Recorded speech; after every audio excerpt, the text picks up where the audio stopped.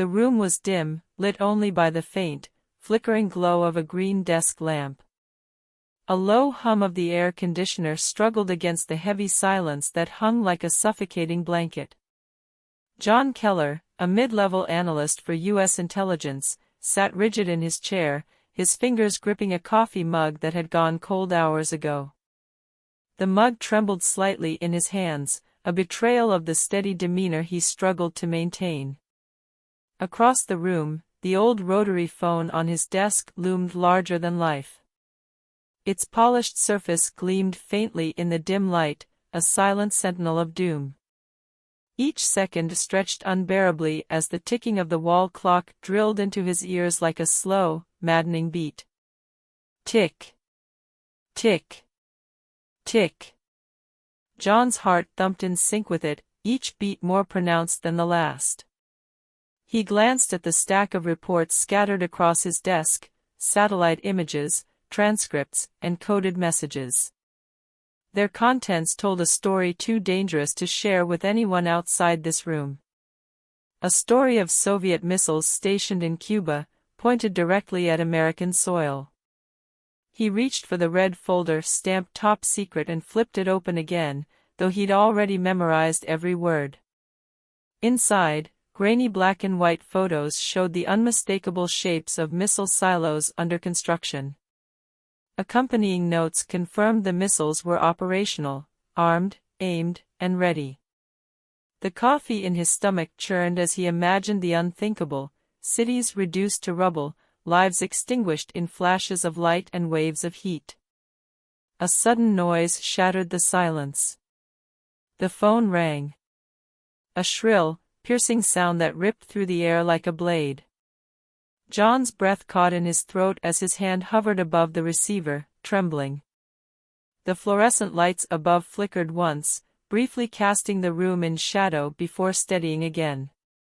He picked up the receiver, his voice cracked as he spoke. "This is Keller," he managed, his mouth dry as sandpaper. On the other end, a voice barked orders in clipped, hurried tones. The president was convening an emergency meeting. The situation had escalated. John hung up, his hand numb as the receiver dropped back into place with a dull thud. The faint metallic taste of fear lingered in his mouth. He grabbed his briefcase, stuffing the incriminating folder inside. As he stepped into the hallway, the fluorescent lights buzzed overhead, casting long, warped shadows. The weight of the world pressed on his shoulders. Time was slipping through their fingers, and he knew that one misstep could mean the end. The corridor stretched ahead, eerily quiet despite the urgency crackling in John's mind. The faint click of his polished shoes on the tiled floor echoed like gunfire in the emptiness, each step a reminder of the weight he carried. The fluorescent lights overhead flickered sporadically, creating a strobe-like effect that made the sterile walls seem to pulse and breathe. The air was heavy with a mix of disinfectant and the faint, acrid scent of burnt coffee, but John barely noticed it as his mind raced. He turned a corner sharply and nearly collided with a junior officer carrying a stack of files. "Sir, sorry," the young man stammered, his eyes darting nervously to the folder tucked under John's arm. John didn't respond, brushing past him as the heavy double doors at the end of the hallway loomed into view. Above them, the words "Situation Room" were etched in bold letters, a grim reminder of the gravity within. As he pushed through the doors, the hum of tense voices greeted him like a storm gathering strength. The room was filled with men in dark suits and military uniforms, their faces drawn and pale under the harsh lighting. A large map of the Western Hemisphere dominated the far wall, red circles marking key locations across Cuba and the southeastern United States. Pinned over it were satellite images, grainy and menacing, showing missiles hidden beneath camouflage nets. "Mr. Keller," a voice called, pulling him back into the moment. It was General Matthews, his expression carved from stone, his uniform immaculate. "Take a seat. The president will be joining us shortly." John nodded and slid into a chair at the long conference table, his briefcase resting on his lap like a shield. The voices around him rose and fell, laced with arguments and half-formed plans. Airstrikes might work, but the risk of retaliation. The Soviets will see it as an act of war. We can't sit on our hands while missiles are aimed at New York and D.C. John tried to focus, but his pulse roared in his ears. His gaze flicked to the clock on the wall, its red digital numbers ticking forward with relentless precision. Every second felt like a drop of water in a leaky dam, threatening to burst under the growing pressure. The door opened, and all conversation ceased. President Kennedy stepped in, his face taut with exhaustion but his eyes sharp as razors. He scanned the room, his presence commanding silence.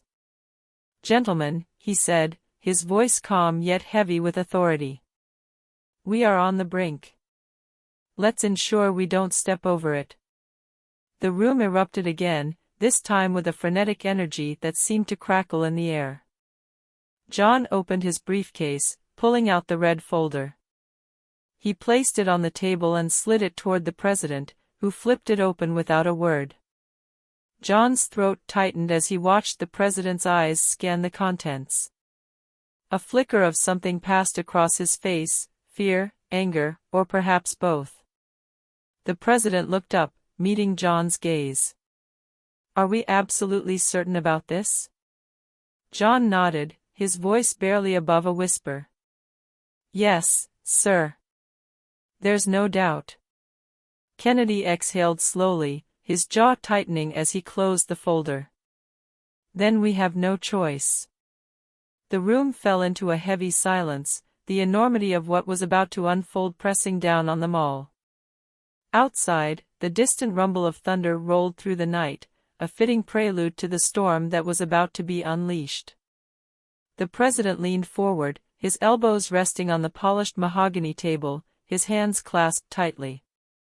Every set of eyes in the room was fixed on him, waiting, dreading, hoping for some spark of clarity to pierce the suffocating uncertainty.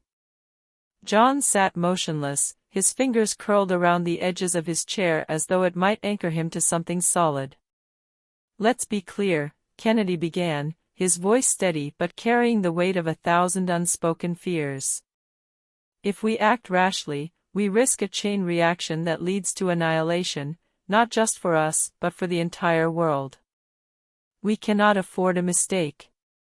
The silence that followed was absolute, broken only by the faint hum of the overhead projector casting its faint light onto the map of Cuba.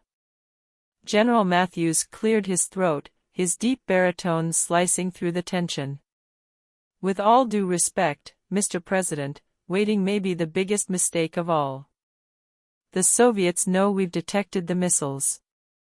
Every hour we delay gives them time to fortify their positions."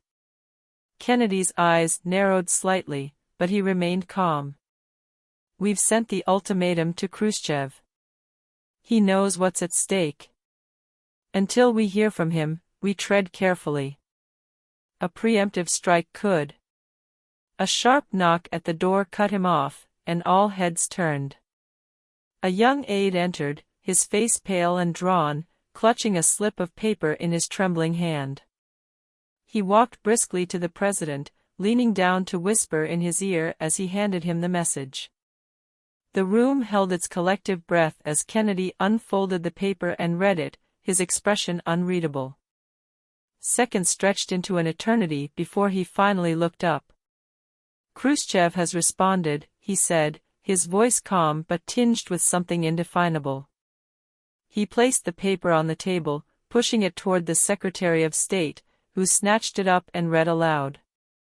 The message was a mix of defiance and negotiation, a declaration that the missiles in Cuba were defensive, but with a faint glimmer of hope. A willingness to dismantle the sites in exchange for assurances from the U.S. The room erupted in a chaotic mix of voices, some shouting for immediate retaliation, others urging caution. John sat frozen, his mind racing through the implications of what he'd just heard. Was this a genuine offer or a trap? He looked at the president, whose face betrayed none of the inner turmoil John knew must be raging beneath the surface. Kennedy raised a hand, silencing the room. "Enough," he said firmly, his tone brooking no argument. "We'll respond, but not here. Matthews, Rusk, Keller, my office. Now." The three men followed him out, their footsteps echoing ominously down the long, empty hallway. John's stomach churned as they entered the Oval Office, the weight of the world pressing down on his chest. The president sank into his chair, rubbing his temples as he spoke. "This is our moment to decide. One wrong move, and we might not get another." John's voice came unbidden, shaky but resolute. "Sir, if we don't test Khrushchev's sincerity, we'll never know if peace was possible." Kennedy looked at him sharply, his eyes searching John's face as if trying to gauge the strength of his convictions. Then, after what felt like an eternity, he nodded. "You're right," he said, leaning forward. "But if this goes wrong, the blood of millions will be on all our hands." John swallowed hard, the taste of fear sharp on his tongue. The president picked up the phone, dialing directly to the secure line for the Kremlin. As the line connected and the conversation began, John felt the room close in around him, the tension so thick it was nearly suffocating. Outside, the night stretched on, dark and heavy, as the world teetered on the edge of an abyss. The room fell silent as Kennedy spoke into the secure phone line, his voice measured, deliberate, every word carrying the weight of potential salvation or destruction. "Premier Khrushchev," he said, his tone calm but firm. "This is President Kennedy. I have received your message, and I want to address it directly." On the other end of the line, there was a pause, a crackling void filled only by the faint hum of static. John leaned forward slightly, straining to hear any indication of the Soviet leader's response. When Khrushchev finally spoke, his voice was low and gravelly, each word deliberate, like the shifting of tectonic plates. "President Kennedy," he said, his thick accent coloring every syllable. "We both understand the stakes. Neither of us wants to be remembered as the man who destroyed the world." Kennedy's grip on the receiver tightened, his knuckles whitening. "Then we must act with urgency to de-escalate this crisis," he said, his voice unwavering. "The missiles in Cuba must be dismantled immediately. In exchange, I can assure you that the United States will not invade Cuba. But we need your commitment, Premier Khrushchev." Another pause, heavier this time, as if the air itself held its breath. John's pulse thundered in his ears, each second dragging out like an eternity. When Khrushchev spoke again, his voice carried a subtle edge, a tone that suggested both caution and calculation. "If I agree to dismantle the missiles, what guarantees do I have that the United States will not take similar actions in Turkey? Your missiles there also pose a threat to us." Kennedy hesitated for a fraction of a second, the weight of the request settling over him like a leaden shroud. John could see the tension in the president's jaw, the slight narrowing of his eyes as he considered the implications. "This isn't a negotiation for territorial gains," Kennedy said firmly. "This is about preserving life on this planet. If we start bartering over spheres of influence, we risk losing sight of what's truly at stake." There was a sharp intake of breath on the other end, followed by a long, drawn-out silence. Then, Khrushchev's voice came again, softer now, almost reflective. "You are right, Mr. President. But you must understand, my people demand security as much as yours do. The missiles in Turkey are a threat to us, as surely as the missiles in Cuba are a threat to you." Kennedy leaned back slightly in his chair, his expression unreadable. "I'll take your concerns under advisement," he said. "But for now, the immediate priority is the dismantling of those sites in Cuba. The longer they remain operational, the higher the risk of an accident, one neither of us can afford. The conversation continued, a tense back-and-forth negotiation that felt like walking a tightrope over an abyss. John sat rigid, his eyes darting between the president and the military advisors who stood nearby, their faces grave. Each word exchanged over that fragile phone connection felt like a stone added to an already precarious balance. Finally, after what felt like hours but was, in reality, only minutes, Kennedy set the receiver down gently, his expression unreadable. The room was so silent that John could hear the faint ticking of the grandfather clock in the corner. "Well?" General Matthews asked, his voice clipped.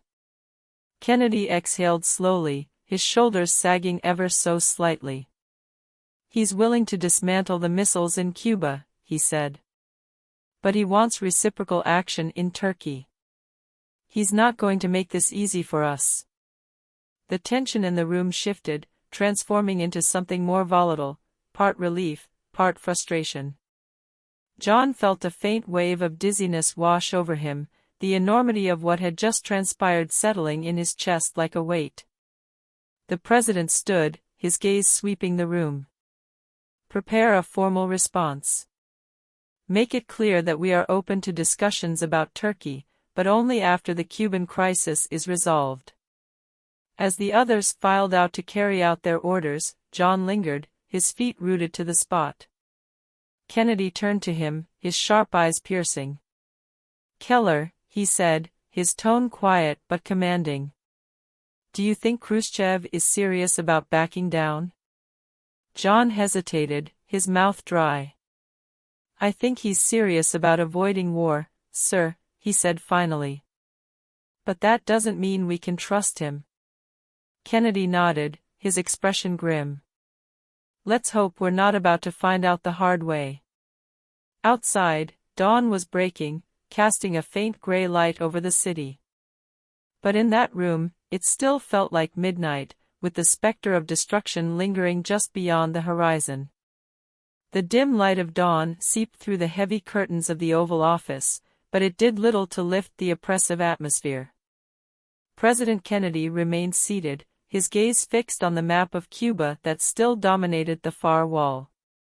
His fingers drummed lightly against the surface of his desk, a rare sign of the tension he kept so tightly contained. John stood nearby, his legs stiff from hours of being on edge, yet he couldn't bring himself to sit. The silence between them stretched long, filled only by the faint rustle of papers as aides filtered in and out with updates. The president finally broke the quiet, his voice low but firm. "Keller, do you know what haunts me the most about this situation?" John turned toward him, startled by the question. Kennedy's eyes were distant, as if staring past the walls of the room and into the abyss of what could come.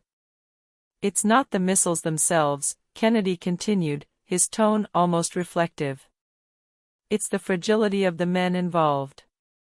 One misunderstanding, one miscalculation, and we set the world on fire." John nodded, unsure how to respond.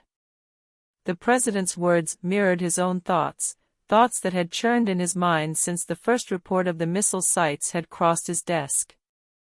As if summoned by Kennedy's fears, the door swung open, and General Matthews entered, his face drawn and pale. "Mr. President," he said, his voice grim. "We've just received word from our reconnaissance planes. The Soviets are continuing construction on at least 2 of the missile sites. They're not standing down." Kennedy's jaw tightened, and he stood abruptly, pacing behind his desk. The tension in the room snapped taut, like a wire pulled to its breaking point. John felt his pulse quicken as he processed the implications. If the Soviets were doubling down, the crisis was far from over. "What about our forces?" Kennedy asked, his voice sharp now, all traces of reflection gone. Matthews adjusted his cap, his expression grave. "Our naval blockade is holding, but Soviet ships are testing it. We've had a few close calls, submarines surfacing just outside the quarantine zone, planes skirting our airspace. It's clear they're probing for weaknesses. Kennedy stopped pacing, his hands gripping the back of his chair. And the American people? Matthews hesitated. They're scared, sir. Bomb shelters are being built faster than we can track. Schools are running duck and cover drills. The tension is palpable everywhere. John spoke up, his voice quiet but steady. If the Soviets aren't backing down, sir, we need to show them that we're prepared to go all the way if necessary. They need to understand that this isn't a bluff. Kennedy turned to him, his expression hard. And if they call our bluff, Keller? If this ends with mushroom clouds over Moscow and Washington? John didn't answer. The question didn't have a good answer. The president sighed, rubbing his temples as if the weight of the entire world rested on his shoulders, and, in a way, it did. Matthews, convene the Joint Chiefs. I want every possible scenario on my desk in the next hour, military, diplomatic, and everything in between. Yes, sir, Matthews replied, saluting before turning on his heel and leaving. As the door closed, Kennedy sat down heavily, the exhaustion visible in every line of his face. He looked up at John, his eyes sharp despite the fatigue. We're walking a razor's edge, Keller. If we slip, there's no coming back. But if we don't stand firm, we lose everything. God help us. John nodded, his throat tight. Outside, the city began to stir with the first movements of the day, but within the walls of the White House, time seemed frozen in place. Every second brought them closer to a decision, closer to a moment that would either save the world, or end it. The Situation Room was alive with activity, but it felt more like a hive of desperation than a command center. The air was thick with tension as military leaders argued over maps spread across the table, their voices rising and falling like waves crashing against a rocky shore. John sat silently, his eyes fixed on the latest satellite images laid out in front of him. The Soviet missile sites were nearly operational. Concrete evidence of their progress stared back at him, the grainy images revealing launch platforms and fuel trucks in motion. Time was running out. Kennedy entered the room, his presence commanding instant silence. He walked to the head of the table, his expression hardened by sleepless nights and the weight of impossible decisions. Gentlemen, he began, his voice cutting through the tension like a knife. We've received intelligence that Khrushchev is preparing to send additional ships toward Cuba. If they breach the quarantine, this situation will spiral out of control. General Matthews leaned forward, his voice stern. Mr. President, we can't allow those ships to pass. A blockade is meaningless if we don't enforce it. Kennedy nodded, his face unreadable. I understand that, General. But if we fire the first shot, we risk starting a war neither side can win. The room erupted into debate once more. Some argued for immediate military action, others urged restraint, warning that even a small skirmish could escalate into nuclear catastrophe. John felt a bead of sweat roll down his temple as he listened, his mind racing. He thought of his family back home in Virginia, of the faces of strangers on the street who had no idea how close they were to annihilation. Finally, Kennedy raised his hand, silencing the room. This isn't a decision to be made in haste, he said. We'll send another message to Khrushchev. Make it clear that any attempt to breach the quarantine will be seen as an act of aggression. We'll also propose a secret agreement, the removal of Soviet missiles from Cuba in exchange for the quiet withdrawal of our missiles in Turkey. A murmur spread through the room. Some of the military advisors bristled at the idea, seeing it as a concession. Others nodded, understanding the delicate balance of diplomacy. John spoke up, his voice steady but firm. "Mr. President, if we're going to offer this deal, we need to act quickly. The Soviets are moving fast, and the longer we delay, the greater the risk." Kennedy met his gaze, a flicker of determination crossing his face. "You're right, Keller. We'll send the proposal immediately." He turned to his aides, issuing rapid instructions. Messages were drafted, encrypted, and sent to the Soviet Union within minutes. Now, all they could do was wait. The hours dragged by, each minute stretching into an eternity. The tension in the room was palpable as they monitored the movement of Soviet ships inching closer to the blockade line. When the secure phone finally rang, everyone froze. Kennedy picked it up, his expression unreadable as he listened to the voice on the other end. The room held its collective breath. Finally, he hung up, turning to face the group. "Khrushchev has agreed to our terms," he announced, his voice steady but tinged with relief. "The missiles in Cuba will be dismantled, and we will quietly remove ours from Turkey in the coming months." A wave of relief washed over the room, but it was muted, restrained by the knowledge of how close they had come to disaster. John exhaled, his hands shaking slightly as he gripped the edge of the table. The world had stepped back from the brink, but the weight of what had almost happened lingered heavily in the air. Kennedy stood tall, his voice calm but resolute. "Gentlemen, we've avoided catastrophe today, but this is not the end. We must ensure this never happens again." As the room began to clear, John lingered, staring at the map of Cuba one last time. The red circles marking missile sites were no longer symbols of immediate danger, but they remained a haunting reminder of how fragile peace could be. Outside, the sun had fully risen, bathing the city in golden light. But for John, and for the world, the shadows of the night remained. The air in the Situation Room had finally begun to clear, though the weight of the past days lingered in every corner. The Cuban Missile Crisis, as it would later be called, was over. Yet the scars it left behind would take far longer to heal. John Keller sat in his small office adjacent to the West Wing, staring at the blank notepad in front of him. His pen hovered just above the paper, trembling slightly in his grasp.